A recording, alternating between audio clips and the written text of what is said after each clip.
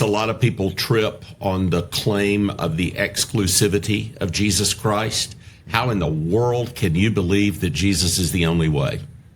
Yeah, well, I think all worldviews at some point are exclusive. I mentioned being in India a few years back. Actually, I had a short-lived Bollywood career, but that's another podcast.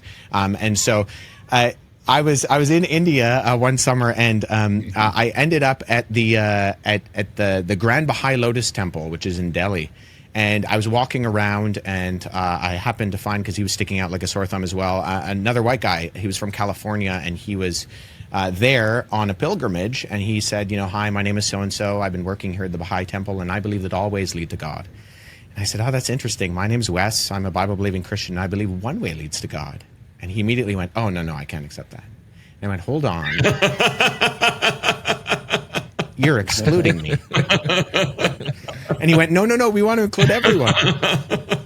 And, it's always stuck out in my mind that even the inclusivists have to exclude the exclusivists.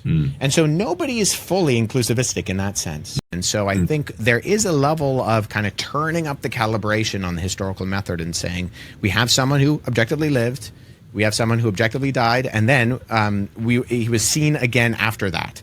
And so that needs an explanation. And on top of that, the ability of that narrative to change lives also needs to be factored in this conversation.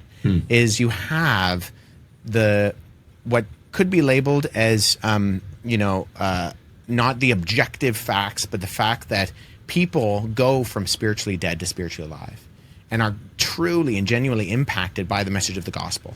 And I think that, combined with the historical information, I am convinced beyond a reason of a doubt that historically Jesus rose from the dead, but also that has completely and radically changed the way that I view the world. And so because of those two factors, I am more than convinced that I can live my life on that basis, and that is true with a capital T.